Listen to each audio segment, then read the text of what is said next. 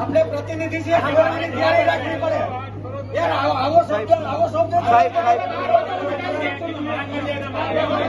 તમે બહુ ચૂકો છો. મારે માવતર છે.